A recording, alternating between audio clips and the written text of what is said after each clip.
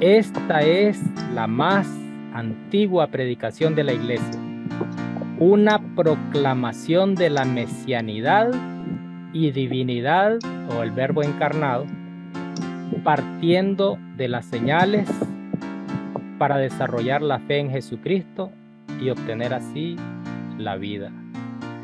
En el principio, esa frase me recuerda a Génesis 1:1, a ustedes no. Así empieza Juan, así empieza Génesis. Pero no se relaciona aquí con el acto de creación, sino con lo que existía cuando la creación vino a ser, la palabra.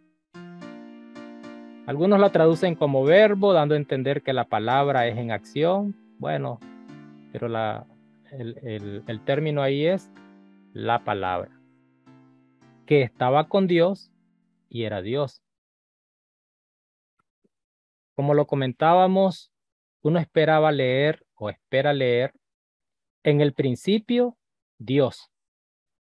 Pero ¿cómo se lee? En el principio, la palabra. Sin embargo, sería inapropiado leer cualquier otra frase. Incluso en el principio era el Cristo. ¿Por qué no lo dijo así? En el principio era el Hijo. En el principio, el Hijo del Hombre. O en el principio, la sabiduría. Tal vez ese término para nosotros no es igual que lo que significaba para los griegos, para los que vivían en esa época que se escribió. Tal vez para nosotros leer la palabra es algo demasiado simple, demasiado sencillo. Es probable que para ellos haya significado algo más profundo. Esa connotación es única. Su riqueza tiene que ser buscada solamente con aquella explicación que va en el contexto que dice con Dios, es decir, en la comunión con Dios. Es lo que dice el escritor, el evangelista, el que está anunciando en este libro el evangelio. La palabra es única, tal vez no la comprendemos completamente como ellos la pudieron haber analizado, pero sí el contexto nos da una información más que suficiente. Dice que estaba con Dios y era Dios, en comunión con Dios. Como sugiere, en unión con Dios no puede entenderse como un Dios. Hay unos señores ahí que defienden a capa y espada, pero absurdamente no hay argumentos para interpretar ese término como si fuera un Dios. No se puede ni siquiera decir que el Señor Jesús o la palabra tuviera algo de divino. No es divino, sino que es Dios en su naturaleza. Eso es lo que denota. Es Dios mismo en su naturaleza, porque alguien puede decir, él tiene algo de divino, o sea, él tiene algo semejante a lo que es Dios. Eso podría decir de otro personaje, de otro ser, pero del Señor Jesús no se puede interpretar como que él tiene algo de lo que hay en la deidad, sino simplemente el Señor es Dios en su naturaleza, tan verdaderamente Dios como aquel con quien estaba, pero sin agotar el ser Dios. Entonces la naturaleza divina de Logos se ve en su actividad en la creación. Por eso es que también les decía que como que está llamándonos al Génesis 1:1. Desde el principio debe ser entendido como el que habla, el Dios que se revela. Se ve en su actividad en la creación, en la revelación y en la redención. La naturaleza del Señor Jesús como Dios. ¿Por qué dice estaba con Dios y era Dios? Porque la deidad no es singular, es plural. ese tema de discusión es algo, yo lo veo tan sencillo de demostrar, eh, y muchos lo ven complicado porque mire, pero este otro, ¿qué quiere decir? Eso lo analizamos, lo discutimos. Pero ahí tengo un videíto que es bastante corto y para mí suficientemente claro acerca de, es cierto que Dios es al mismo tiempo tres personas y un solo Dios verdadero, que estaba con Dios antes de todos los tiempos. Esto solamente se explica que se refiere a la comunión con el Padre. El evangelista, aquí en Juan, está llamando al Dios revelado en el Antiguo Testamento y que, claro, el mismo Señor Jesús enseña que se debe referir a ese Dios como Padre. Un personaje o una personalidad de la deidad debe ser reconocida como Padre y también él reconocido siendo parte de la deidad como hijo, a como también en el mismo libro va a hablar acerca del Espíritu Santo. Juan habla de la deidad, está plasmada categóricamente y claramente la Trinidad. Trinidad es tres personas en un solo Dios. El Logos, la palabra, es el mediador de la creación, podríamos decir positiva y negativamente. No estaba seguro si usar el término negativamente. De manera positiva porque vino a darnos vida, trajo la luz, vino la luz. Y negativamente porque, y los que no lo recibieron, y los que no reciben a Dios, los que no recibieron al Logos, no puede ser el mediador para aquellos que no lo recibieron. Entonces, la actividad creadora del Logos es la actividad de Dios a través de él. El Logos es mediador no solamente del acto de creación, sino de su continuación. Por eso incluyen la vida, así lo dicen en esos primeros versículos, en esos primeros 18 versículos, incluye la vida y la luz que llegan al hombre tanto en la creación original, la anterior, la creación de Génesis, como la nueva creación. Hay una nueva obra creadora, presupone la original acción de Logos y es su fin, porque la nueva creación, como lo habla también el apóstol Pablo en Romanos, creo que a mediados del capítulo 8, hay una nueva creación que se promete, que se ofrece, es la que ofrecemos nosotros. Cuando usted presenta el Evangelio, le ofrece a una persona convertirse en alguien nuevo. De modo que si alguno está en Cristo, nueva criatura es. Entonces, es una nueva creación.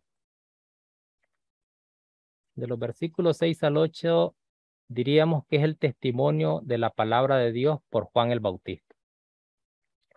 Un relato del ministerio de Juan el Bautista es lo que inició el querigma. Lea por favor Hechos 10:37. Dice, vosotros sabéis lo que se divulgó por toda Judea, comenzando desde Galilea, después del bautismo que predicó Juan. Después del bautismo que predicó Juan. Juan inicia el querigma y él es el que presenta al Logos. El mensaje más antiguo proclamado por la iglesia que el Señor Jesús fundó, lo inició ni más ni menos que Juan el Bautista. Dice que el bautismo que proclamó Juan, la noticia divulgada por toda Judea, comenzando desde Galilea, después del bautismo que proclamó Juan. Análogamente, este evangelio, inmediatamente después del prólogo, es lo que se sigue desarrollando en todo el libro. El evangelista, cuando digo el evangelista, quiero referirme al que escribió este libro de Juan, interrumpe su cita del himno de Logos para presentar el testimonio de Juan el Bautista. Como que como que se le podía escapar. Y dice, bueno, vamos a hablar un poquito de Juan, sobre la luz, es decir, sobre el Logos encarnado en Jesús. Es posible que en la época del evangelista había seguidores de Juan que afirmaban que Juan era la luz, es decir, la luz de salvación, el libertador del pueblo de Dios. Es lo que creían los seguidores de Juan. Y por eso también hubo una cosita ahí entre los discípulos de Juan, los discípulos del Señor Jesús, y salieron sus comentarios, pero dice Juan, oye, no soy, no soy la luz, no soy el libertador del pueblo de Dios. La aparición de Juan fue en respuesta a un encargo que Dios le hizo. Y Dios lo que le encargó a Juan fue ser testigo de la única luz del mundo. Ese era el trabajo de Juan. Él fue el testigo de la única y verdadera luz del mundo. Esto en el propósito de Dios fue el fin supremo de su pregón, de su proclamación y del bautismo realizado por Juan. Pero ¿cuál fue la reacción de las personas a quienes les llegó ese mensaje, el mensaje de este libro, de los versículos 9 al 13? La luz auténtica es la palabra que ilumina la existencia de toda persona.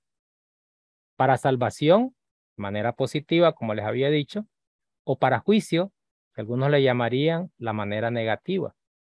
Entonces, aunque la luz ilumina la existencia de toda persona, la ilumina para dar a conocer si merece la salvación o si merece la condenación o el juicio. La vida del Señor Jesús es la historia del Logos encarnado. Eso es lo que está diciendo el evangelista en las primeras páginas de este libro. Esto debe ser lo mismo que la historia del Logos en relaciones perpetuas con el hombre y el mundo. O sea, no un acto único, no una experiencia así repentina y fugaz, sino relaciones perpetuas con el ser humano y con el mundo. Eso es lo que está presentando el evangelista. Entonces vio a Israel resistiéndose al Logos, el escritor de este libro, el evangelista, ve a Israel que resiste a la palabra y entonces dice él, bueno, hay quienes recibieron al Logos, a ellos se les dio la autoridad para convertirse en hijos de Dios. No lo eran por naturaleza. Esto implica un concepto de adopción que da camino a la regeneración. Hacerse hijos de Dios es una obra enteramente de Dios.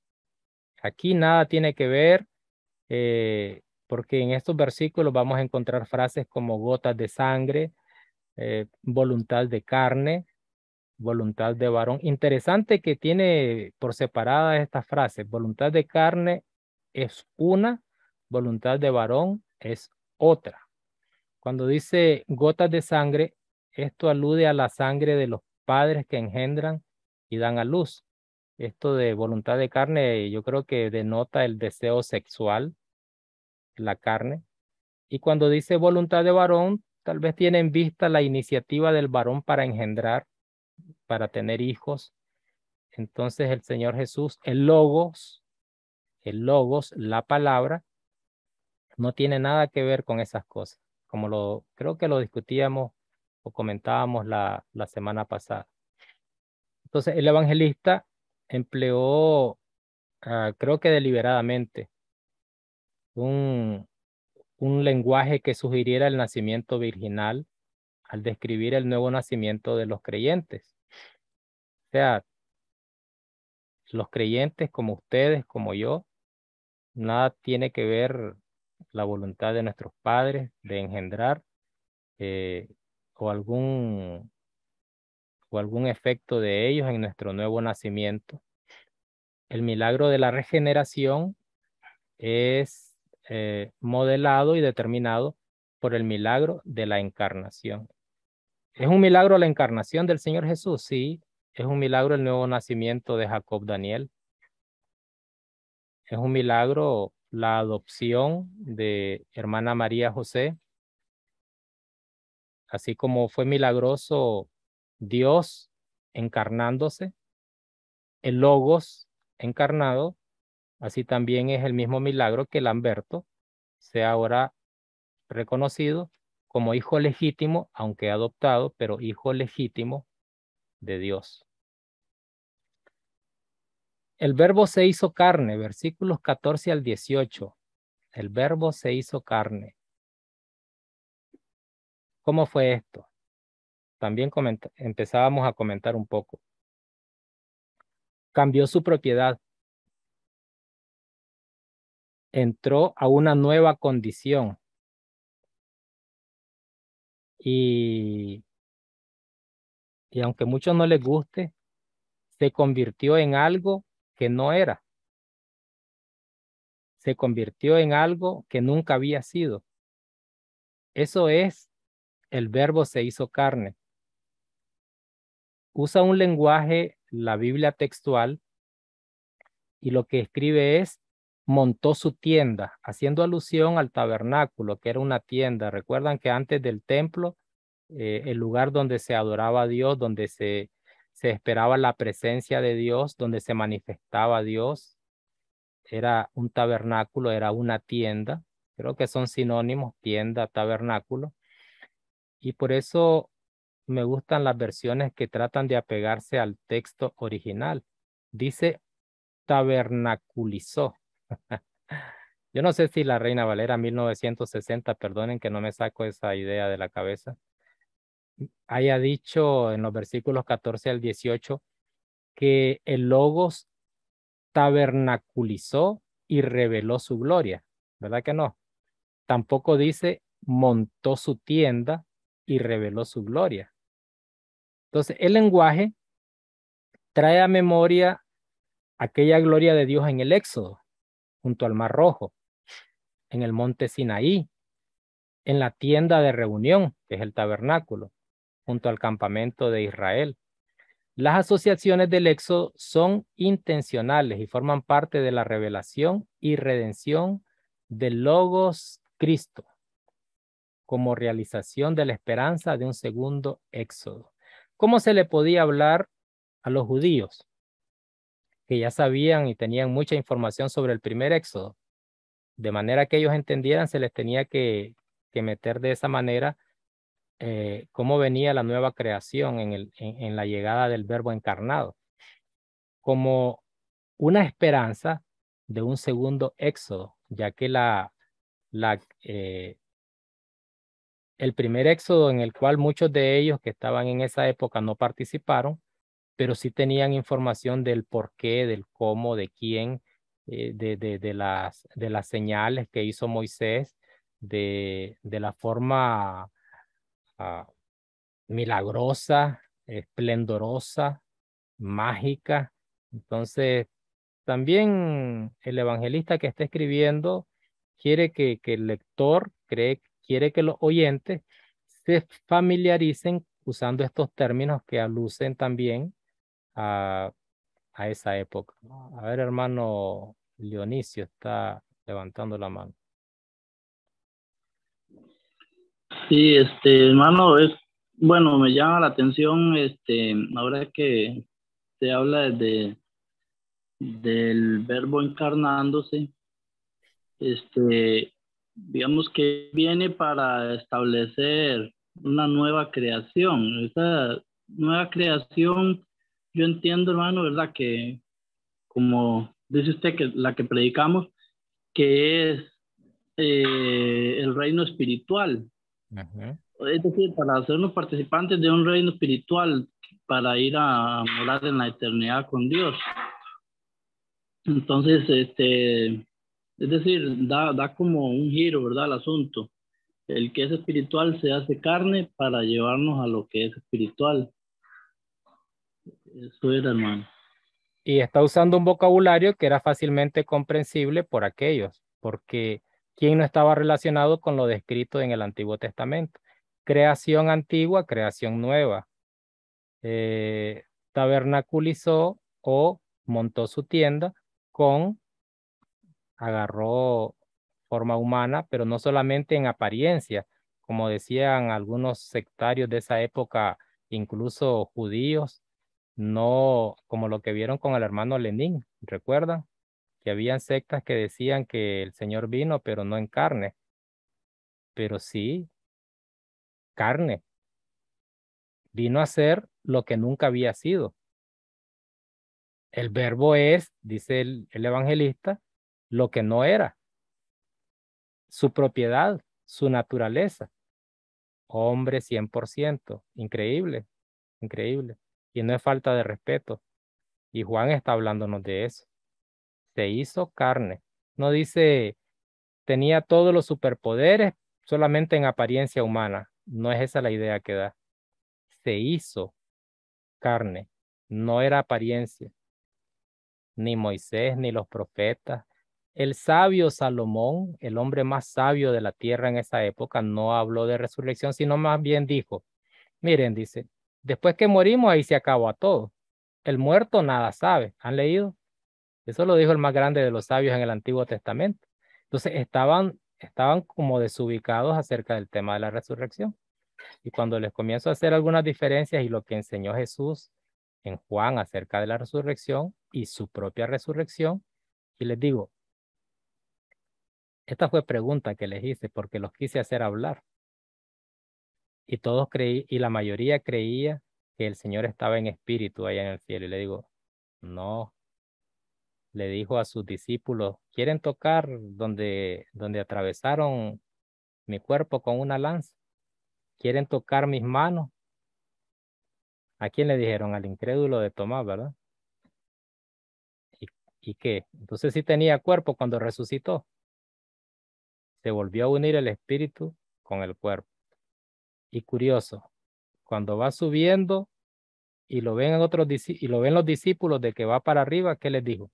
Así como me ven subir, así mismo me verán bajar. Y yo digo, ¿y qué hace un cuerpo allá arriba? ¿Qué hace un cuerpo? Mire, somos tan chiquitos en conocimiento y tan limitados que alguien podría hacerse esa pregunta. Yo no me la he hecho, yo lo dije ahorita para ver si les arrancaba una sonrisa.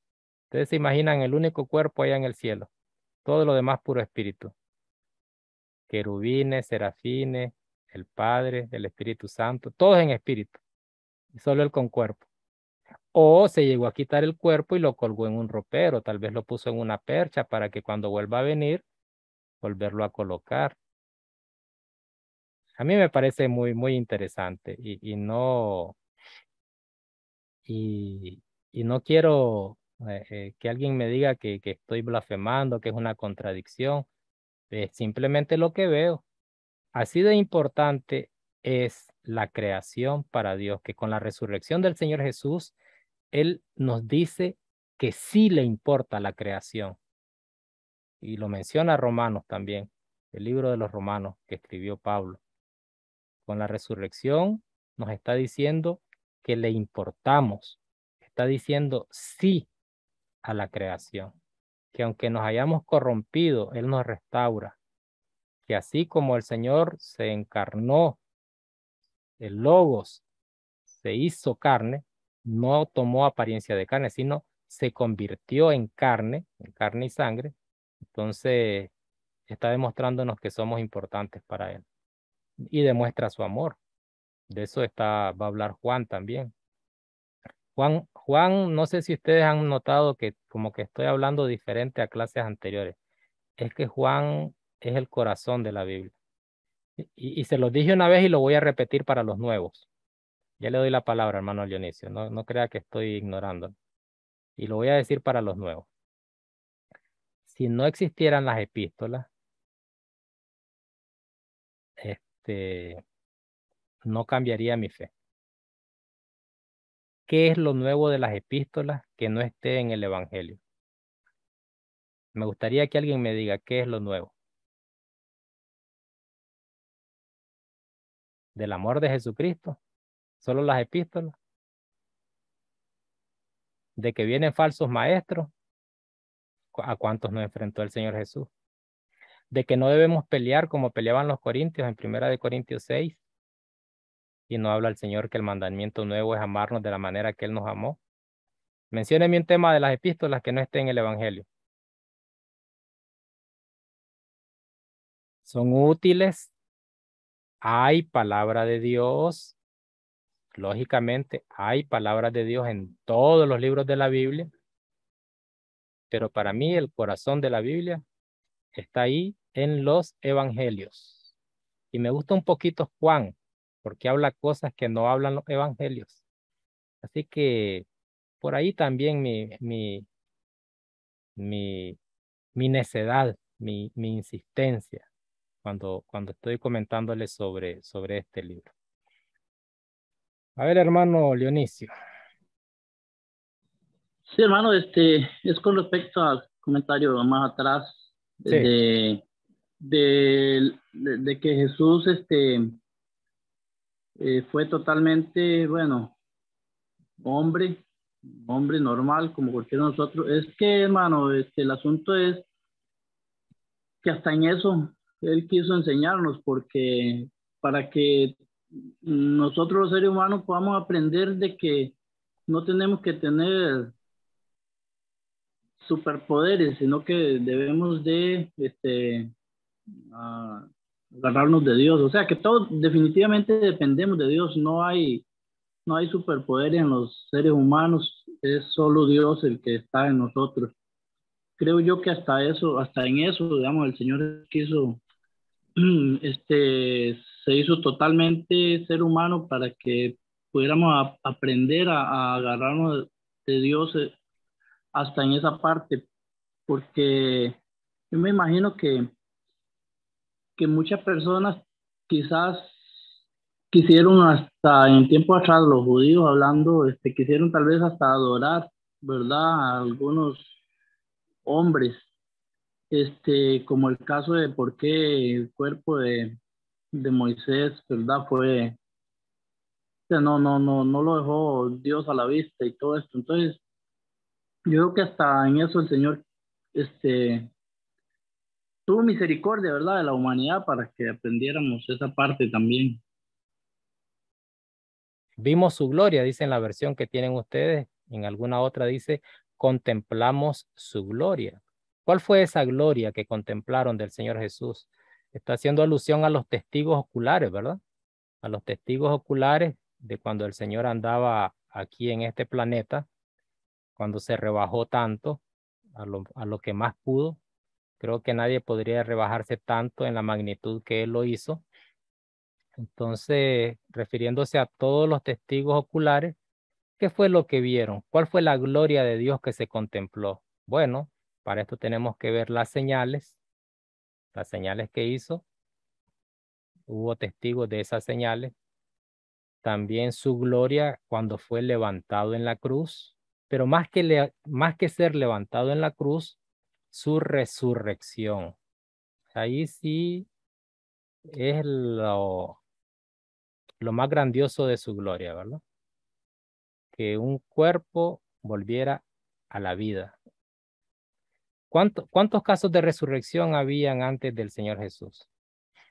Pero siempre un hombre resucitando a otra persona. En este caso, el primero que resucita él mismo, con el poder de Dios, pero él mismo. Entonces, el Mesías, el nuevo libertador, tiene como analogías aquí con el Antiguo Testamento este relato o este prólogo. El Mesías es superior a Juan. El verbo hecho carne estaba lleno de gracia y de verdad, y en su plenitud todos hemos compartido, como dice allí el texto. La vida del Señor Jesús, de quien hablará el Evangelio, o sea, el libro que nos tiene en estudio, está puesta en relación con el Dios de la eternidad, que es el Señor de los siglos, creador de todo, sustentador de todo y redentor de todo.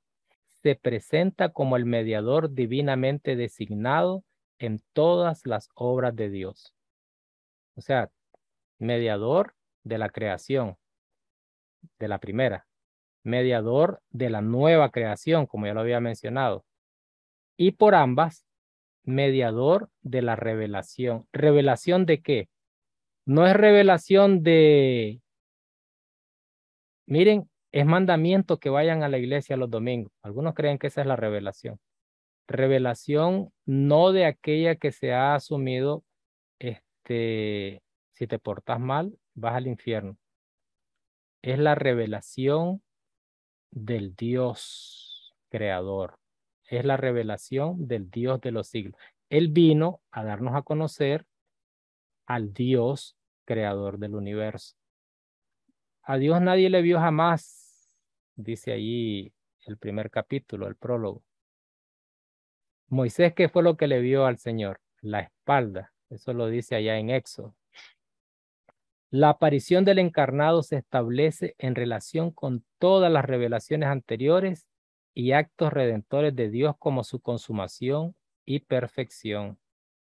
La muerte y resurrección del Señor Jesús no encuentran mención en el prólogo, pero ese evento gemelo permanece como la presuposición de cada uno en sus líneas.